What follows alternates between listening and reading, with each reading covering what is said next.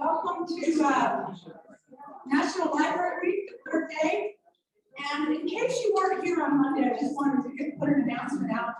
On April 20th, 2022, which is a Wednesday, we are going to be celebrating the return. We're not going to return this way. We are having a retirement party for Nancy. We're not.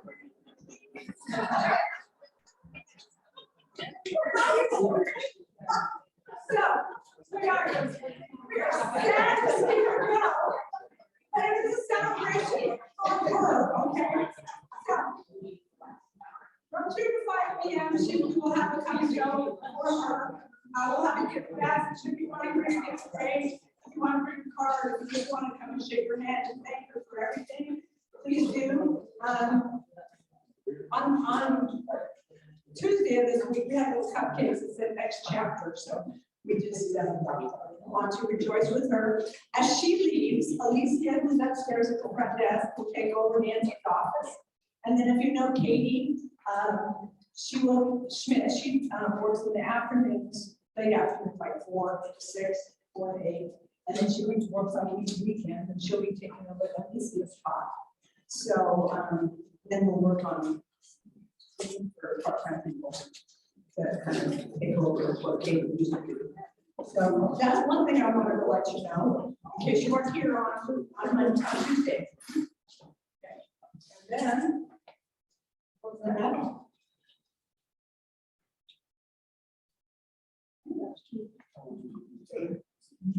All right. So I didn't put that in the other one. We wanted to make it a surprise at first. So today we're going to have Marilyn Holt, and she's going to be speaking on the Confessions of Mr. Roosevelt, and her husband Dan is here. Where's Dan? Right back in the back. And then they'll be selling books afterwards. I want to remind you that we do have a murder mystery on this Saturday. It starts at 6:30. We also have a Friends annual meeting at 6. So if you're part of the Friends, if you're a member of the Friends and want to come to our annual meeting, start at 6. It will be a meeting room. It's free. The murder mystery itself is not free, of course. I have to take it, but we may have a couple of items. Okay, and we just sold 3, so we're getting down to a few. All right, and then if you decide you want to go to the state park this year, soon we will have a little paper that says that you can get a state park pass from the library. And on May 21st, they're going to have at Little Jerusalem, they're going to have a wildflower discussion on that Saturday from 9 until 12. So you can get a park pass from us for that. And you can get it the day before, and we can fill it out. If you wanted to go to Wichita and you wanted to go to the park somewhere there or someplace else in Kansas, and you're not going to go the same day, we'll just fill it out for the day that you're going to be there. It costs nothing. The parks department wants people to use the parks, so it's how to get that. And we should have those probably within a week or 2. I'll let people know on Facebook. Okay. I told you about spring, I guess, they purpose. And LabSIP. We still have our ESL class going until the 20th of May. And then it stops for the summer and it starts again in September. So if you know someone who needs to learn English, it doesn't matter whether they speak Spanish or some other language, they can learn. Our book club continues. We're reading the Awakening this year. We have a poetry group if you know somebody who likes to write poetry. We have a science fiction book club, and Katie is going to continue leading that. And then we have 1,000 books before kindergarten, and that's for those little ones who you want to help begin to read. And you can read a book for them, and then they get to log it on his staff. And then, of course, we have our youth activity center between 3:30 and 5:30 every day. Okay, we have a writers group. And then also remember, if you're traveling somewhere and your car now does no longer have an audio book CD player, you can download a digital book to hear while you're driving. It costs you nothing, all you need is library card. And you can do the same for Sunflower. And so you can download it and then stream it through your radio or through your phone. Okay. Also remember that gift cards, you can buy those and send those out. And a lot of people don't send cards, but they're special because nobody does it anymore. So remember that. And then also remember on days that are really, we have weather or issues, we can put on Facebook that we're closed. Okay. And then on the website and then on the catalog. All right. Now, let me just welcome Marilyn Holt to speak on the book, Confessions to Mr. Roosevelt. Hello, I have to get myself.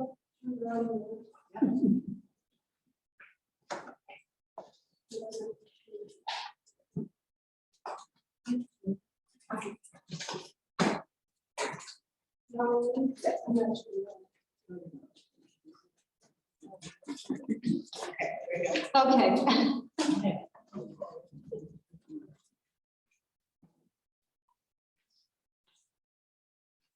Okay, I'm Marilyn Holt, and some of you, at least one of you in the room, recognized me. I came in. I'm going to talk about my book, Confessions to Mr. Roosevelt, which is a book of fiction. It's a novel. It's the only novel I've written, sort of my grand experiment that actually got published. What I usually write and have done for several years is I write nonfiction history. I've written a book on the orphan trains. I've written about pioneer children. I've written about women. Did a biography of Mamie Eisenhower. And I also did a recent book on the Federal Writers Project in Nebraska, and I'm going to talk about that a little bit more later. But confessions. I'm going to embarrass myself by asking you if anyone has read this book. Okay, we have one person. Yay! And we have one over here. Okay. We have it on paper, but it's back, so it will be here. Oh, okay. Confessions to Mr. Roosevelt takes place in the 1930s. I think we just have to stick our heads out the door last couple of days to know about blowing dust and wind and how awful that can be. It takes place in the 1930s, and the characters are all caught up in a small town in Kansas. The primary characters work for the Federal Writers Project. Any of you heard of the Federal Writers Project? The Federal Writers Project was one of the New Deal programs that put people to work, specifically writers to work. And there were some people like Kansas Governor Alf Landon who did not think that was a real good idea.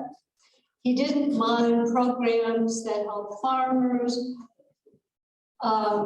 construction programs like all the WPA, but writers, well, you know, they're just going to sit at their desk or in an easy chair, they're going to make stuff up. And he wasn't too crazy about the program. But the Federal Writers Project really did give people who were writers, and they had to be, you just couldn't walk in and say, I'm a writer. You had to prove it.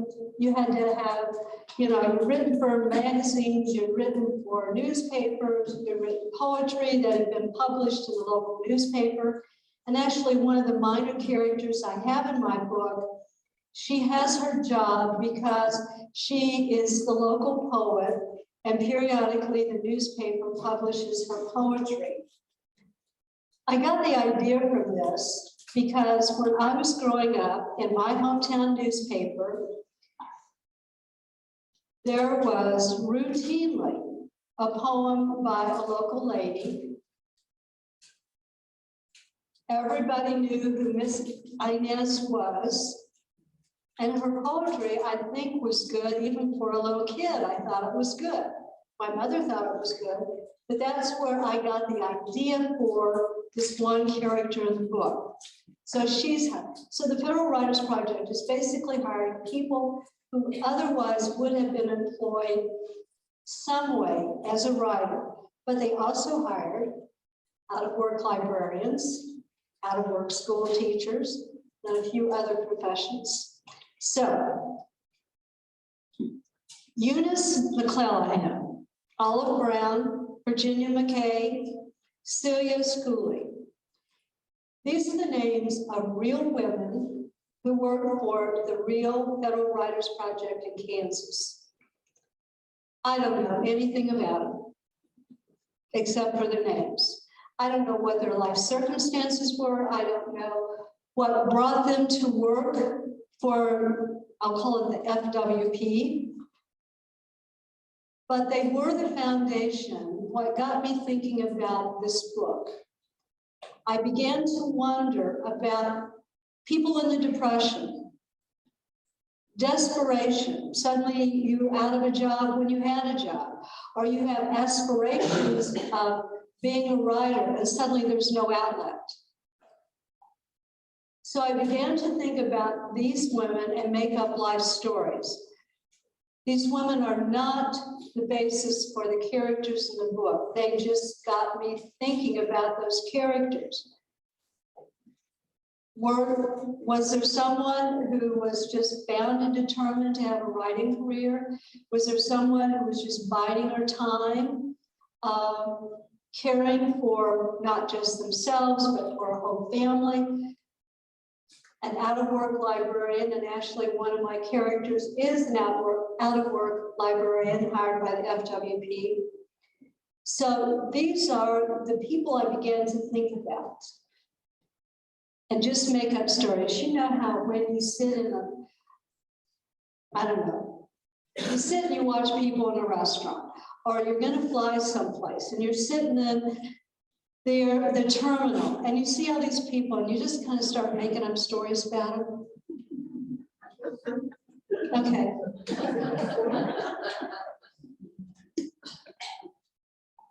This is what I began to do. I thought about these real women, but then I began to think about people who could have been like them. So my primary character is named Ellen. She has just graduated from college, and she only got through college because she had financial help from an aunt and uncle. She wants to be a writer, but she's not sure what kind of writer. She wrote for the school newspaper. She's written for those pulp magazines like Ranch Romances. Have you ever seen those magazines? Okay. So she's written in several different areas, but she doesn't know where and how she's going to make herself have a writing career. And she's also desperate to get out in the world. She doesn't want to go back home and live with her parents and her brother, who's now married with a kid on the way, without any prospects. So she gets a job with the Federal Writers Project. And that's how it begins. She gets the job, she goes to a small town in Kansas. I live in Abilene, and okay, I'll confess, I did kind of do the layout of Abilene as a town and some of the houses based on what Abilene looks like, because you got to have a template in your head. Other than that, the characters aren't real people, but they're people I thought about. One of them, her name is Ivy, and Ivy is a cross between my Aunt Frida and this woman who lived in Abilene named Thelma Dean. Thelma, wonderful lady. One of Ivy's qualities as a character is that she makes everybody feel like they are the one and only person she has wanted to see that day. She just makes everybody feel good. Well, that's the way Thelma was.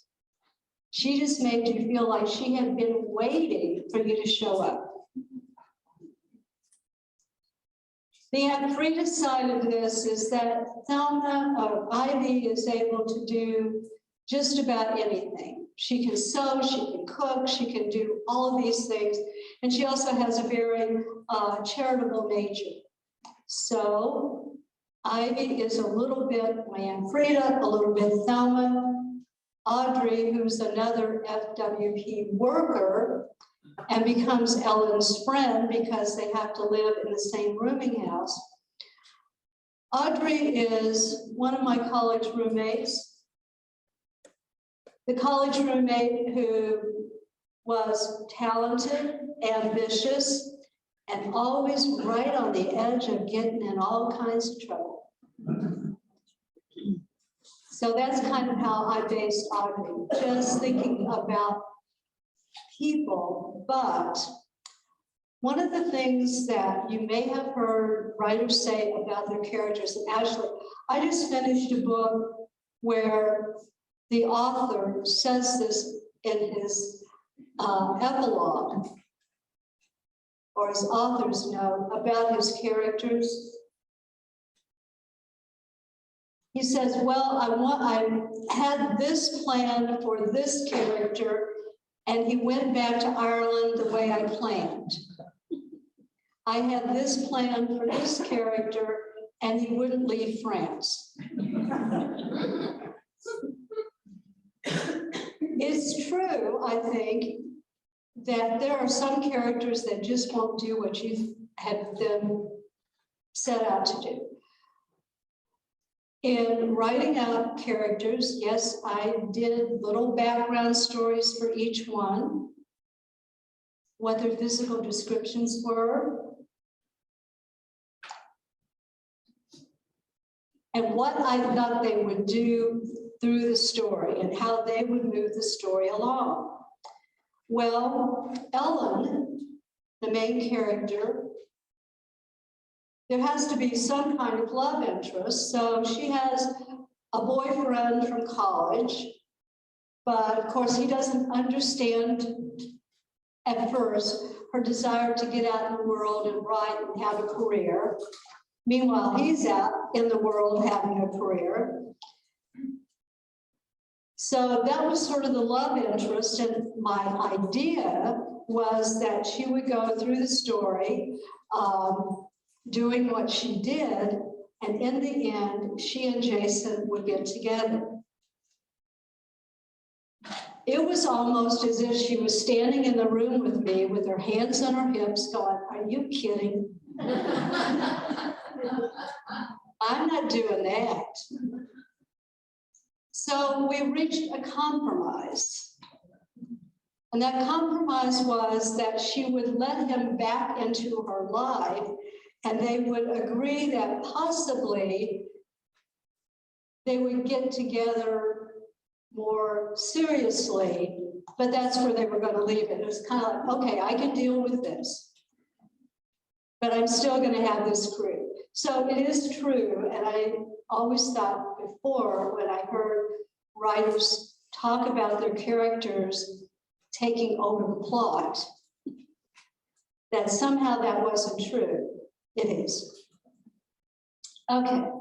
One of the things about the Federal Writers Project, the real Federal Writers Project, the idea was every state and territory had a Federal Writers Program. Each one, the only thing that they were absolutely required to do was to produce a state guide. And I'm sure if you don't have the original here in the library, you've got, there was a reprint done by University of Kansas Press several years ago. It's called Kansas Sunflower State. These state guides were very unique to the states. What they would do, each one, it gave the history of the state, the natural, talked about the natural environment, archaeology, immigrants, settlement, everything you can imagine them talking about, descriptions of the towns, important big towns, railroads, everything you can imagine. So that's what the state guide was supposed to do. And every state or territory had one. That was their primary thing. But in addition to that, the national office in Washington, D.C. wanted but this didn't happen in every place, wanted there to be interviews done of the old folks. While they're still alive, let's get the stories about the old settlers. While they're still alive, let's get the stories of people who were formerly slaves. And I don't know if you've ever heard of these, but they're called the slave narratives.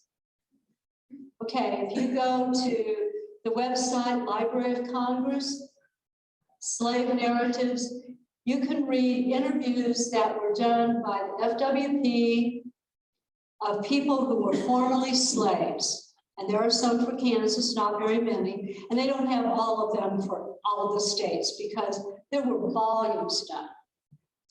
Now, initially, the FWP wanted only interviews from these former slaves. And some of them, like some I found in Nebraska, the former slaves were like 1 or 2 years old at the time that slavery ended. So they didn't really remember slavery, but they knew the stories from their older family members, which they passed on. So the big thing at first was to get the interviews from the former slaves. But especially in a state like Kansas, you have got to get the interviews of all those old settlers. Get it written down, talk to them, and most of those interviews are in the archives of Wichita State University. Yeah, interesting. You can actually, I think you can look at some of those online.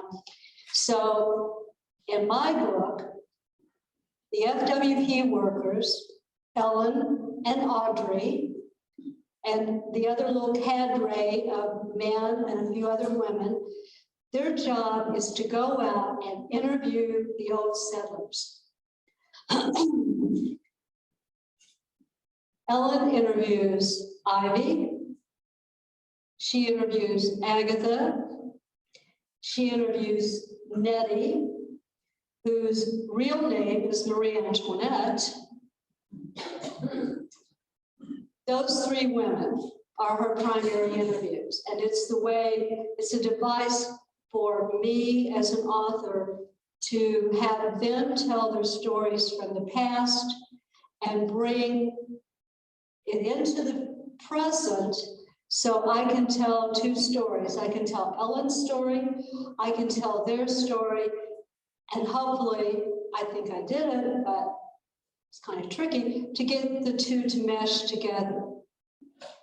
Now, interviews are just a device, and I know you've all read books where the authors have either used interviews, maybe not formal interviews where a person sits down and says, okay, tell me about this, or tell me about your life, or whatever. Sometimes it's just 2 people sitting in front of a fire, sitting at a kitchen table, and one person is telling the other something about their life or a past experience.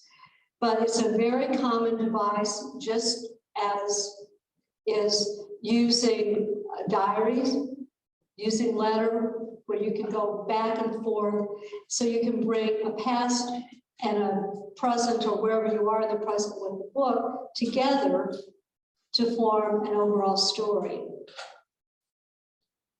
Now, I wanted to talk a little bit about, excuse me, a little bit about bringing the whole thing to, I'm sorry, I've got dirt in my throat.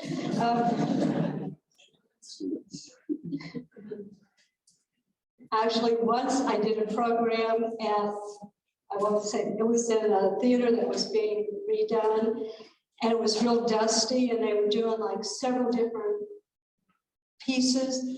And right before me, they had people coming out clogging, and they stirred up all that dust. And so then I took a drink of water and I had mud in my mouth. I try to think whenever I'm writing, I want to tell this story, and even when I'm doing nonfiction history, I want to find some humor.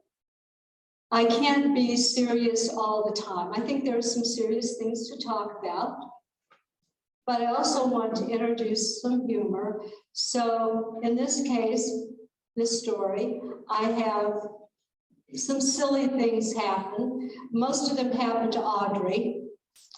Some of them happen to Ellen, but I just want to interject a little bit of humor so that hope it entertains the reader, but I think that's what real life is too. A little bit with everything. Now I'm going to talk a little bit about the book I did about Nebraska. I brought a couple. And this is called Nebraska During the New Deal, the Federal Writers Project in the Cornhusker State. The people. It's all about the people. To me, whether I'm writing fiction, nonfiction, it's the people that drive the story. I can write institutional history. When I wrote about the orphan trains, sure, you had to write about the institutions, but if you can't tell the people's stories, I think it's dull and it's boring, and sometimes if you can tell it with humor, you may have a terrible situation, but at the same time, it just adds to the person's character or whatever. Okay, Nebraska. When the Nebraska Federal Writers Project began, the woman that was the director, and the first director was a woman, named Elizabeth. Now, Elizabeth got her job through political influence. I could not find that Elizabeth had actually written anything, except perhaps test questions, because she also claimed to be a teacher. So I assume that if she was a teacher, there were times when she had to write things. But I couldn't find anything that she'd ever written, but I did know that she had gotten a position because she was really good friends with the newspaper editor in Lincoln, Nebraska, and he was really good friends with the Nebraska senator in Congress. Elizabeth got the position, although it was pretty clear from the beginning she wasn't very qualified, or maybe the thing was she just didn't know, and you would think with a teacher she'd know how to handle people, but she didn't know how to handle adults, and particularly not these adults. Because one had been a hobo for a while. He'd ridden the rails, but he'd also gone to University of Nebraska, and he had some poetry published and some articles published. There was another man who thought he was going to be the next great American writer, and he wasn't. If I told you his name, you wouldn't recognize it. Just a huge variety. Oh, there was also the man who had sold insurance and lost his job, and so he burned down his house to get the insurance money. And then he got taken to jail, up for trial, and he was found not guilty, and I think mainly because the jury sympathized. You know, it's in the middle of the Depression, and so what are you going to do if you need money? Well, you burn down your house. So he got away with it. Anyway, back to Elizabeth. And there were several women also working that were very competent and very good writers, but not Elizabeth. So Elizabeth, everything's off on the wrong foot. She can't get people organized, start working on the guide. She can't get them organized to start going out and doing interviews. It's a total mess. So an investigator from the Washington FWP office comes out to find out what is going on with you people, because he's under a lot of pressure. There are a lot of people in Congress who don't like this program, don't like federal money going to writers who evidently can't even write their names, let alone go out and, you know, write a guide. So he finds out pretty quickly Elizabeth's the problem, but the senator in Washington is going, Elizabeth stays. As long as I'm in office, Elizabeth will have her desk. So the man in Washington says, fine, Elizabeth will have her desk. He had it moved to her house. I love it. Anyway, to help Elizabeth save face, they put stories out in the local newspaper that she was doing a special project. She even got, one of the workers went periodically to her home and supposedly took down notes, did typing, whatever, so that, and she got to keep her salary. And that was the biggie. But she also got to save face that. So to me, it's always about the people when you're telling a story, whether it's the fiction or the nonfiction. Now, one last thing. First of all, do you have any questions? Any questions? Yes, sir. These FWB stories for each state and territory, that was a commission given to the people of that state. How did It came, okay, at the national level, first of all, said, along with the guide, we want you, first of all, to find and interview all these former slaves. And plus, all of that research would help you write the guide, because obviously, like for Kansas, you're going to write about the African Americans in the state, you're going to write this. So that came from the national office. You go out and interview. Originally, it was just interview the blacks, but very quickly it became, you go out and interview the old settlers, the old pioneers. You get their stories down. So you can actually read a lot of these online if you go to the Library of Congress site, because they have them for each state. So for example, if you're wanting to read about Montana or South Dakota, Oklahoma, they will be there. And Oklahoma is a really interesting situation, because in Oklahoma,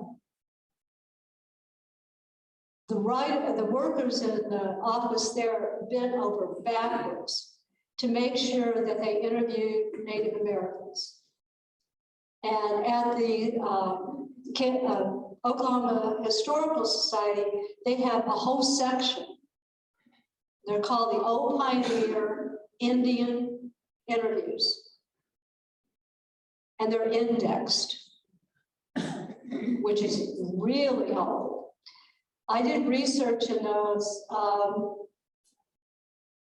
Several years ago, I did a book called Indian Orphanages, and it's about all the orphanages that only housed Native American children.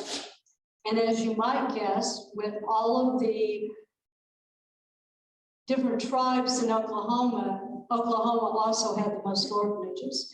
So I went down and used those old settler Indian interviews.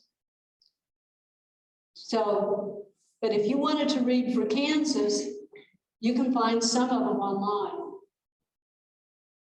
Does that answer your question? On your, you said your lady interviewed subjects there, and what she found in her interviews, is there truth in that? Are they realistic, or? I hope they're realistic. I made it all up. What I did make up, because what is true is when she's interviewing these elderly women and they're talking about the grasshopper plagues, and they're talking about their children dying from diphtheria. I mean, those are real things. Obviously, those are real things. One of the events I put in that they talk about is when there was the big die-up, and you know, there were 4 really big major snowstorms in the late 19th century in Kansas and Nebraska. I mean, the whole stretch. But the great die-up is when thousands and thousands of cattle died in the fields. And people, well, there were other snowstorms where people froze in their saddles.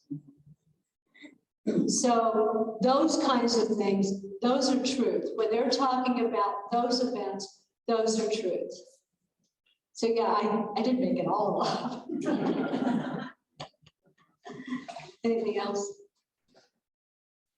How did you come to the title of your book on conversation?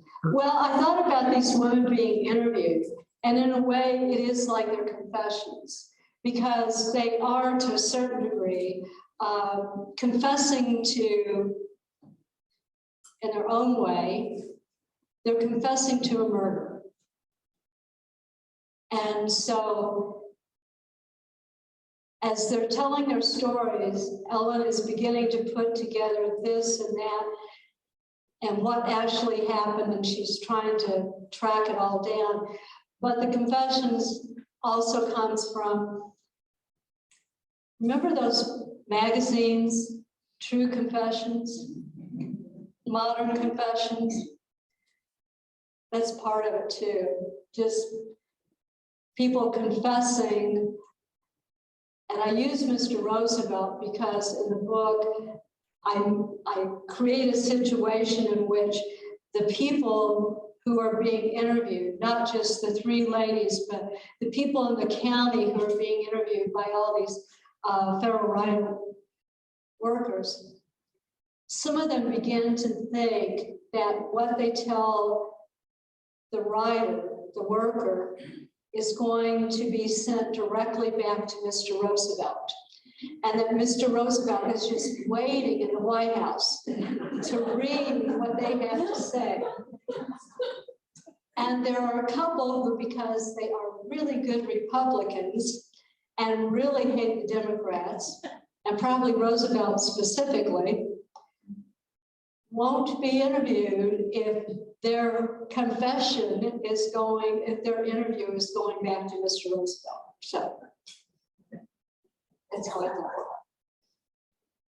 Actually, I have no imagination at all.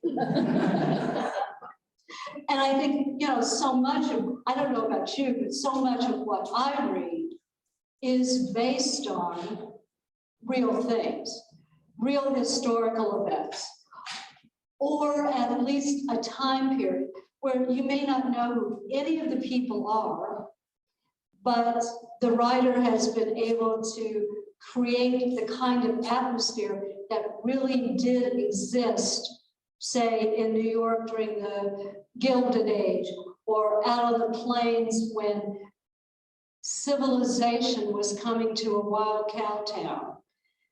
So even when you're creating characters and just plain made up events or activities, there's still that basis. And I think that's what helps me, because I have done so much research and writing fact-based history. And I'd also done an awful lot of reading that it really helped for me to write what I did. And it also helped that for a long time, well, not a long time, but for a while, I was director of publications of the Kansas State Historical Society. So I was reading and editing articles that we published in Kansas history, and a lot of them dealt with the 19th century, a lot of them dealt with settlement. And so I thought about a lot of the things I had read, and sometimes I went back and double checked because I wasn't sure if I had something accurate, like the snowstorms, getting those straight because there were several, and exactly when those happened and the circumstances, like the one that I use in the book. That snowstorm started out, it came later in the winter, and it was preceded by very mild days. We've all been tricked by that, haven't we? But the thing was that the very mild days, it sort of eased people into going out, putting their cattle farther out into the prairie, traveling out by themselves, and then they just got whammed. So I try to use that kind of background. So, any other questions?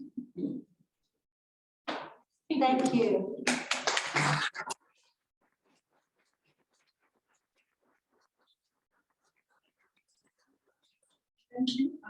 Thank you for telling us what your background was, because that was gonna be my question.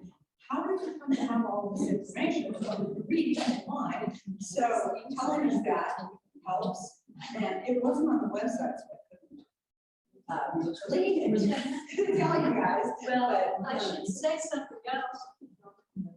Go ahead. There. If you try, Confessions to Mr. Roosevelt is under M.J. Holt. Those are my initials. The nonfiction history is under Marilyn Irvin Holt. I had to keep them separate because I didn't want my academic historic name with the books that I write that are nonfiction confused with the fiction. So I tried to separate them just a little bit. Thank you, that told us a lot. And we just wanted to Thank you. say thank you very much for coming in. These were made, these note cards were made from, we had a contest about a day in the life of Thomas County. So the people that were the award winners. I appreciate that. You said something about cards. I love having cards and being able to send cards, so thank you. Thank you very much. And those of you who will be at murder mystery, we'll see you. And other than that, we'll see you in September. Thank you.